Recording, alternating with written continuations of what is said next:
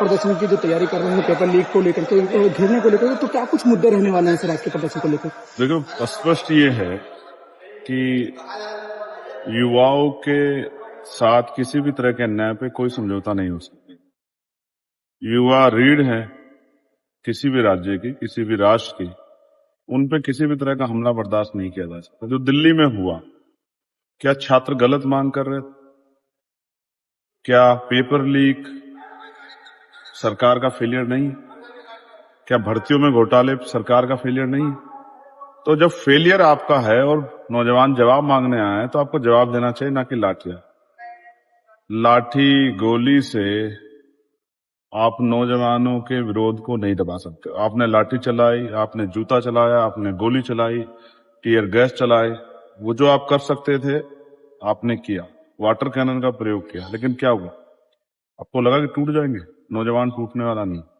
तो आज यहाँ यूपी से जुड़े हुए भी जो मुद्दे हैं, इसमें मौलाना अली जौहर यूनिवर्सिटी पे जिस तरह से 3000 बच्चों का भविष्य खराब नहीं होने देंगे हम। मैं सिर्फ सरकार को कहना चाहता हूं कि उनकी लड़ाई आजम खान से हो सकती है, लेकिन उन बच्चों के भविष्य से नहीं। और जितना आप तकलीफ दे सकते थे दी तो है अपने उस पूरे परिवार को। अब क्या करना चाहते?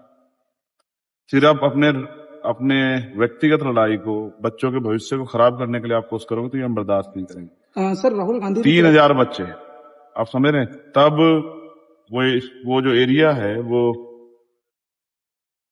रामपुर डेवलपमेंट अथॉरिटी का हिस्सा भी नहीं था जब वो बनी, लेकिन आप उसे ना नक्शा होने के नाम पे आप नक्शा बनवा दो, जो फाइन है वो ले लो।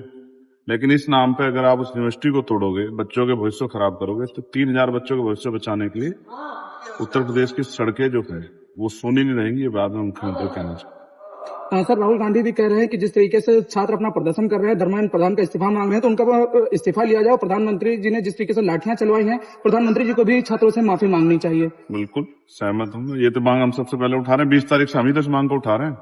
बाकी तो सब लोग 21 तारीख को आए ना। 20 तारीख को कौन था छात्रों के बीच में? कौन उनसे कह रहा था कि आप डटे रहो, शांतिपूर्वक रहिए, सरकार सुनेगी? और सुना है ना। देखिए, प्राइम मिनिस्टर जो है रात को 12 बजे लाइव आके बोल रहे हैं, फिर नेक्स्ट डे फिर 12 बजे आ रहे हैं। आप समझिए, देखिए, सुना तो है ना।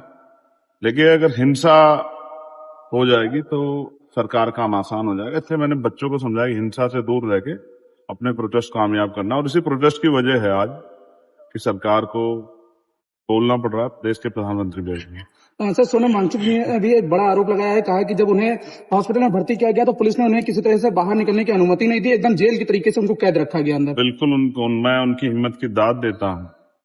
कल क्या होगा मुझे नहीं पता, लेकिन जिस तरह से उन्होंने लड़ाई लड़ी है बच्चों के लिए, मैं और नेताओं से भी कहूंगा, सब लोगों से, उनके ऊपर सवाल उठाने के बजाय उनकी तरह लड़िए। अगर आप उनकी तरह लड़ते तो शायद जो है उनको नहीं लड़ना पड़ता। 26 दिन क्या हम लोग इंतजार करते कि वो मर जाए? उन्होंने अच्छा किया, अनशन त्याग दिया। मैं खुश हूं कि उन्होंने अनशन त्याग दिया है, क्योंकि वो देश है जहां संघर्ष के समय लोग साथ नहीं देते, लेकिन जब संघर्ष के बाद व्यक्ति शहीद हो जाता है तो उसकी मूर्ति लगा के पूजते हैं। सर दिल्ली अब ये दौर बंद होना चाहिए। जो लोग संघर्ष कर रहे हैं, लोगों को उनका साथ देना चाहिए। सर दिल्ली पुलिस ने 15 FIR दर्ज की है, जिसमें 200 से ज्यादा लोगों की चिन्हित करने की बात कही जा रही है दिल्ली पुलिस के द्वारा छात्रों में। तो छात्रों को सताएंगे तो फिर मुकाबला होगा। उपद्रवियों पे कार्रवाई करेंगे अलग बात है, लेकिन उपद्रवियों के नाम पे छात्रों के पे कार्रवाई करेंगे तो फिर दोबारा जो है आंदोलन होगा और उससे बड़ा।